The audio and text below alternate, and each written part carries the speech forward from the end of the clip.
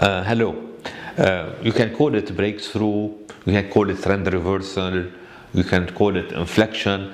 I call it the rebirth of Lebanon, a country with a huge potential, with underutilized resources, and with pent-up capacities. The political developments that took place over the past 50 days in Lebanon have significantly changed the country's outlook, the country's political-economic outlook. I'm talking about first the ceasefire on November 27, followed by the fall of the regime in Syria on December 8, followed by the election of Army Commander General Joseph Aoun as President of the Republic on January 9, and then followed by the appointment of Nawaf Salam, the head of the ICJ, the International Court for Justice, as Prime Minister for Lebanon. Those developments opened the country to new horizons, to highly promising horizons. Of course, if the Lebanese grasp the opportunity that is at hand, and so far they are. The President of the Republic and the Prime Minister have embarked on the formation of a cabinet of qualified experts. We had a large number of foreign envoys, international envoys, high-level personalities coming to Lebanon, visiting Lebanon over the past 2 weeks. We are talking about potential international assistance of significant values. There are talks about Saudi depositing at the central bank. There are talks about the UAE financing investment projects for the state. There are talks about Qatar supporting the launch of housing loans in Lebanon. So a number of projects. As a matter of fact, private investors as well, Arab and foreign investors, have put Lebanon again on their radar screens, and a number of projects have been announced recently. At the level of the financial markets, we are talking about a rally across markets. On the FX market, significant convergence from foreign currencies to Lebanese pounds, supporting significantly the reserves of the central bank. The central bank has been able to buy something like $300 million since the presidential elections. That means it has replenished its foreign currency reserves that used to be there prior to the all-out war. Equity market up by 30% since the ceasefire. Eurobond market up by 80% since the ceasefire. They were at $9. They are at 9 cents. They are today at 17 cents, and previously they were at 6 cents back in September 27. They went up to 9 cents on November 27, and they are now at 17 cents to the dollar. So positive developments across all financial markets as a result of the political developments at large.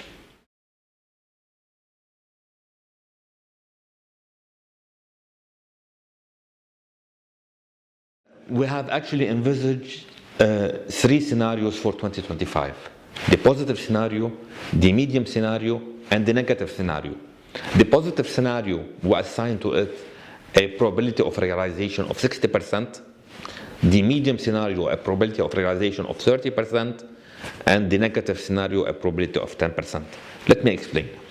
The positive scenario rests on the formation of a credible and efficient cabinet shortly, very soon, followed by the launch of required reforms, the long-awaited reforms, followed by a ratification of a full-fledged agreement with the IMF, and followed by securing international assistance for Lebanon. If we go in this couloir, as we say in French, in this pathway, growth would go up to 8%, inflation would go down to global levels, less than 10%, the reserves of the central bank would be significantly reinforced, and the balance of payments would witness a surplus of no less than $4 to $5 billion. The medium scenario assumes that ceasefire persists, no drift in the security situation, but no significant reforms that are apt to change the economic landscape. And in this case, because of political bickering, the economic prospects would not look as promising as those of the positive scenario.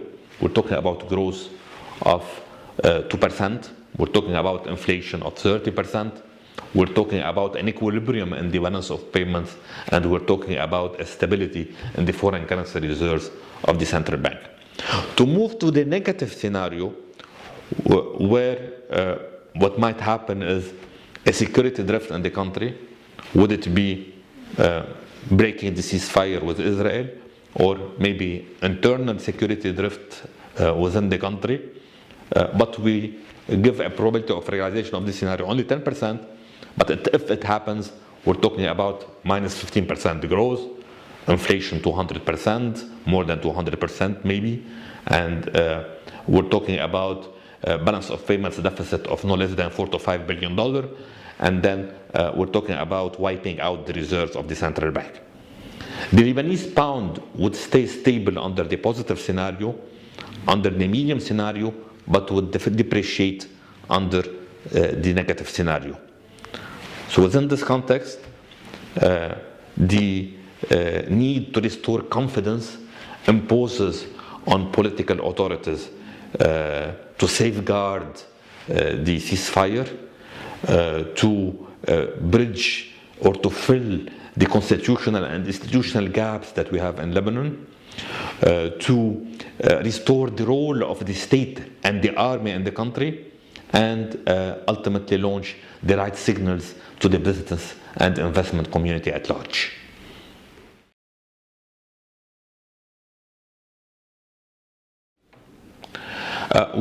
Several challenges. Challenges at the real sector level, at the monetary level, at the banking level, at the public sector level, at the external level. Let me start with the real sector. Real GDP has contracted by 38% since the onset of the crisis in October 2019. The careful analysis of real and financial sector requirements suggests that we can reach the pre-crisis level of GDP, which is around $54 billion, in a 6 to 7 year period, assuming that private demand is stimulated, and in particular private investment. Private investment has a multiplier effect on growth. Private investment to GDP has been at less than 10% over the past year. Very low level by emerging market standards, by international standards. We need to stimulate private investment by first, of course, ensuring the political framework that would support private investment in Lebanon, but also by reducing operating costs and by improving the ease of business indicators for Lebanon in general. And we need to reinforce in particular the job component of growth. Not only growth, but the job component of growth. We have 30,000 Lebanese that join the labor force every year. We need to find jobs for those. We need to decrease our unemployment rate, which is today at 30%. The unemployment rate has tripled over the past 4 or 5 years since the onset of the crisis. So this is with respect to the real sector. With respect to the external sector, we cannot continue with $17 billion of imports and $3 billion of exports, leaving a trade deficit of $14 billion, 60% of GDP. We need to reduce the foreign dependence. We need to stimulate local production. We need to give incentives to import substitution goods, and we need to give incentives to export-oriented products in order to reduce our large trade deficit. We need to ensure a promotion of exports outside Lebanon, and we need to provide fiscal incentives for the local production in Lebanon. This is with respect to the external sector. With respect to the monetary sector, Of course, we need to move from a fixed exchange rate to a flexible exchange rate once the confidence is significantly back on track. And we need to reinforce the foreign currency reserves. This requires international assistance, and international assistance requires the IMF to come on board. We had several conferences in the past, Paris 1, Paris 2, Paris 3, and then CEDR. And the donor community has been frustrated because Lebanon did not deliver on its commitments to reforms. Now, in order to put significant money on the table, the donor community asks for an agreement, a full-fledged agreement with the IMF. The IMF being a watchdog for reform implementation in Lebanon. So this is with respect to the monetary sector. With respect to the public sector, we need to restructure the public sector. This is a prerequisite for monetary stability in the country. We need to restructure the public sector. We need to be austere at the level of spending as much as possible. We need to reinforce resource mobilization. Revenues to GDP is low in Lebanon, below 20% when compared to 30% in emerging markets, when compared to 40% in developed countries. We need to reinforce revenues to GDP, not necessarily by increasing taxes or adding new taxes, but at least by reducing the tax evasion gap, which is quite high in Lebanon, somewhere between 10 and 12% of GDP. So during this presidential era, if we bridge half of this gap, this is on average 1% per annum of improvement of revenues to GDP, which is apt to improve the fiscal balance and apt to maintain debt to GDP at a below 80%, which is sustainable pre or post restructuring of the public sector and post restructuring of the financial sector in particular. Lastly, banks. For the banking sector, the crisis in Lebanon has been a systemic crisis. It's not an individual bank crisis. It's not a traditional crisis.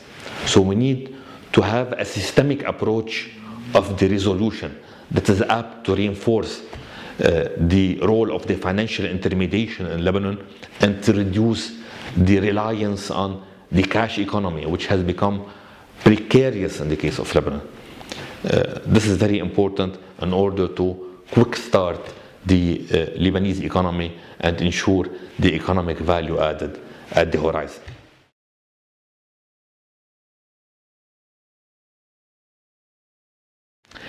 While concerning the financial sector rebalancing framework, there are 4 or 5 points that I would like to make.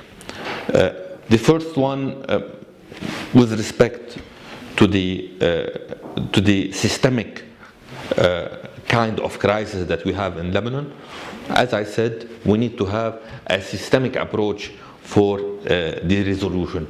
We need to have a plan that is a systemic plan that is approved by the IMF and where banks would cooperate with the IMF, would cooperate for the state to secure the right implementation of this plan. This is one, systemic approach of the resolution. 2, we need to take into consideration the means that are available at the level of the financial sector, central bank and banks. The central bank has today $10.4 billion of reserves, but also it has foreign engagements of $1.8 billion. So we're talking about a potential contribution of the central bank of around $8.5 billion or close to $8.5 billion, assuming that the central bank reserves are all used for restructuring. So this is the contribution of the central bank, or the ceiling of the contribution of the central bank. Banks, we're talking about also similar amounts, because what do the banks have today is $2 billion of investment abroad, $2 billion of fixed assets in Lebanon, $2 billion of Eurobond portfolio post-restructuring, and we're talking about $2 billion of free liquidity. We have $4 billion of correspondent banks, of balances with correspondent banks. We have $1 billion of cash involved here in Lebanon, so $5 billion of gross liquidity, from which you have to deduct $3 billion of fresh deposits, fresh accounts here in Lebanon. So we're talking about $2 billion of fresh liquidity. If you aggregate all those, we are talking about a maximum contribution or possible contribution of the banking sector of $8 to $8.5 billion. So total contribution of banks and the central bank of $17 billion. So you need to take into consideration the available means in order not to burden the sector with measures that are outside the current and potential capacities of this financial sector. With respect to the bail-in, of course the bail-in is a welcomed approach, but we need to take into consideration that the bail-in has to come before any capital increase, because no shareholder would accept to invest in the banks and accordingly meet the capital adequacy requirements while those investments would be used to offset all losses. So we need to take the losses first and then do the capital increases of banks. There is also a point about delinking the banks and central bank balance sheet. We know that this link has been a catalyst for the crisis that we saw in October 2019. We need to delink. We cannot wipe out those loans, can't write off those loans, because this would contradict the Shura Council decision back in February of last year. And we cannot keep those loans, those deposits at the central bank, because this would lead us back to square zero, which contradicts the objectives of any restructuring process. Last, it's the state that has to come with a forward-looking, constructive approach for restructuring, and banks should abide or should be ready to cooperate with the state at all the levels. At the level of verification, at the level of bail-in, at the level of the deposit recovery fund, at the level of the recuperation of illicit funds, at the level of the interest clawback. At all those levels, the banks should be ready to cooperate with the state. But it's the state, the executive and legislative branch, government and parliament, that has to come with this forward-looking approach, and that would put an end to the banking crisis in Lebanon.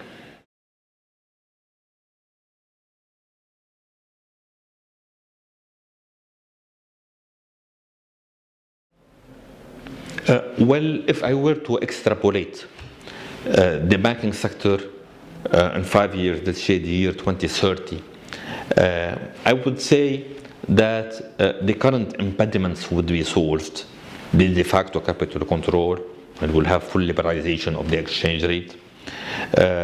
We will have fewer banks post-restructuring, with a significant emphasis on digitalization in general. Total bank assets to GDP not to exceed 150%, which is in line with the countries that have similar structures as Lebanon. We're talking about no exposure on the state and foreign currency. This is important, especially in foreign currency. This is very important because this was a catalyst of the crisis. We're talking about interest rates in line with international rates, and we're talking about commercial banking profiles rather than universal banking profiles, and domestic banks rather than regional or international banks, rather domestic banks with presence in few countries that have significant Lebanese diaspora abroad. This is how would I see the banking sector profile post-restructuring, post-rebalancing, and post-revitalization at large.